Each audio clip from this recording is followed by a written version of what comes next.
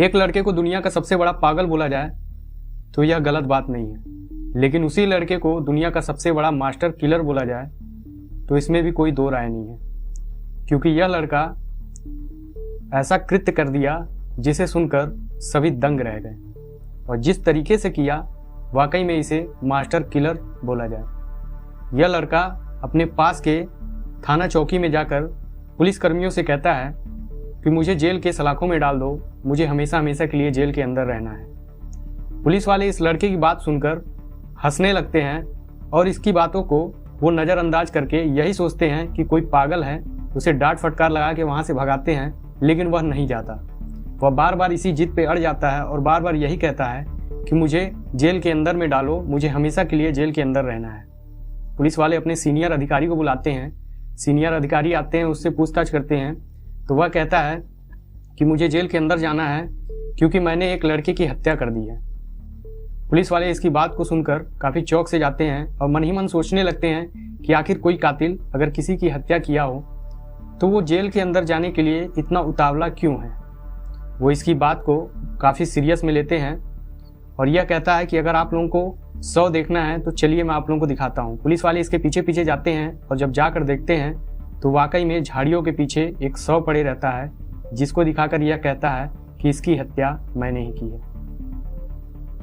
नमस्कार, आदाब, सत श्री अकाल। क्राइम अभी तक के चैनल पे आपका फिर से स्वागत है। आशा करता हूँ आप सभी अच्छे होंगे। दोस्तों, आज की जो सच्ची घटना मैं आप लोगों को सुनाने जा रहा हूँ, यह सच्ची घटना है उत्तर प्रदेश के जिला गाजियाबाद की और यहीं का एक थाना पड़ता है मंसूर।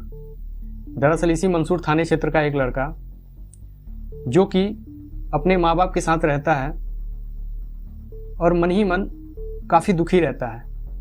यह दुखी इसलिए रहता है कि आए दिन इसे पढ़ने के लिए भेजा जाता है और यह पढ़ने के नाम से काफ़ी कतराता है। इसे हर दिन पढ़ने के लिए डांट फटकार पड़ती रहती है। इसके पिता जो रहते हैं वो प्रॉपर्टी डीलर रहते हैं, सोचते हैं कि बेटा बड़ा होकर कुछ काम करेगा, कुछ नाम करेगा और मेरे पद पे रहकर अच्छा काम करेगा। इसको लेकर इसके पिता डांट फटकार लगाकर आए दिन इसे रोज स्कूल भेजते हैं, लेकिन यह स्कूल जाता है तो स्कूल से जब वापस आता है तो इसका चेहरा हमेशा उतरा रहता है।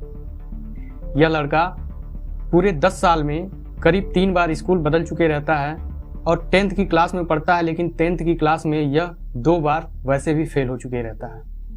जो इसका साल रहता है यह इसका साल तीसरा रहता है और यह काफ़ी पढ़ाई से परेशान रहता है। एक दिन यह सोचता है कि आखिर मैं ऐसा क्या करूं कि मुझे हमेशा हमेशा के लिए पढ़ाई से छुट्टी मिल जाए और मुझे पढ़ने के लिए कोई ना बोले। फिर यह मोबाइल उठाता अपने पिता की और मोबाइल में खंगालना स्टार्ट करता है।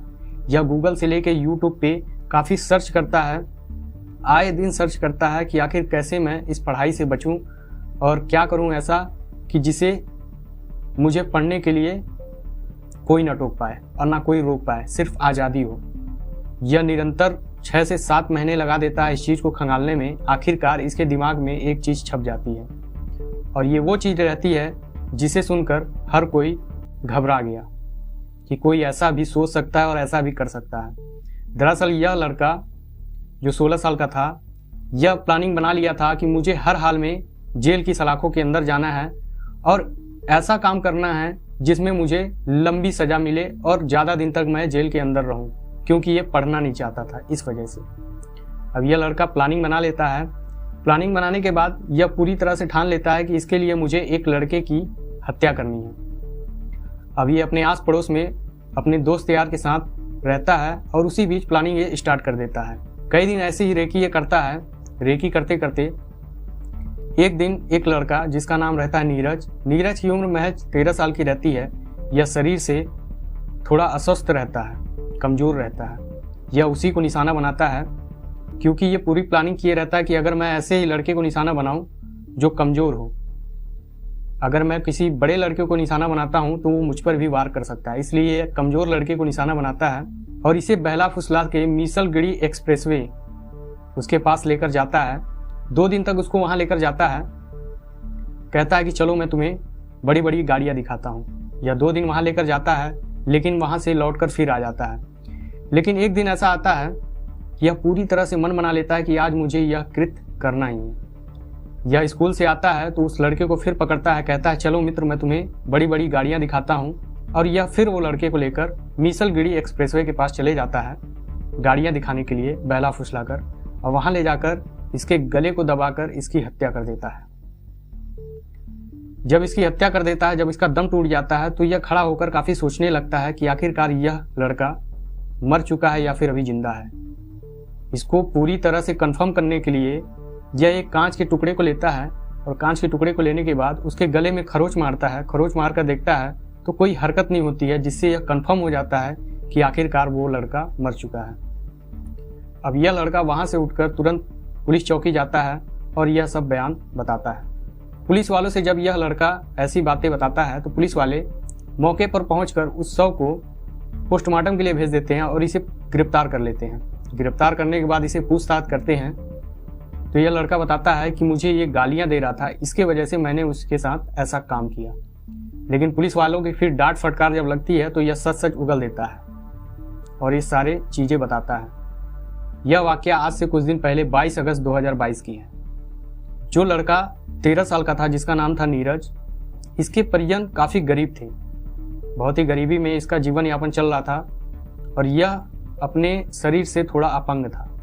लेकिन निशाना इसने ऐसे व्यक्ति को बनाया जो वाकई में कमज़ोर हो। इसीलिए मैं आप लोगों को शुरू में ही कहा हूँ कि दुनिया का सबसे बड़ा पागल और इसे दुनिया का सबसे बड़ा मास्टर किलर भी बोला जाए तो इसमें कोई दो राय नहीं है। इस घटना को सुनकर आसपास में जितने लोग थे सभी दहल उठे और सभी के जहन में यही चलने लगा कि आखिरकार एक लड़का ऐसा भी कर सकता है। सभी यही सोचने लगे कि अब अपने लड़के को हम डांट फटकार लगाकर पढ़ने के लिए स्कूल भेजें या फिर नहीं। इस लड़के की उम्र अभी 15 साल 6 महीने की थी, इसीलिए इसे बाल सुधार गृह में भेज दिया गया। अगर इसकी उम्र 16 साल से अधिक होती तो इसे हीनियस क्राइम में शामिल कर लिया गया रहता। अब यह लड़का अपनी पूरी आज़ादी के साथ जेल की सलाखों में रहेगा, जहां इसे कोई टोक नहीं सकता और कोई रोक नहीं सकता। ये पूरी तरह से अपनी पढ़ाई से आज़ाद हो चुका है। दोस्तों, इस कहानी सच्ची घटना को सुनाने का उद्देश्य किसी को परेशान करने का नहीं है। आप जहां रहें सतर्क रहें, सुरक्षित रहें। मिलते हैं क्राइम अभी तक के अगले नए एपिसोड में। तब तक के लिए जय हिंद। दोस्तों, अभी तक आप लोग मेरे फेसबुक पेज को फॉलो नहीं किए हैं तो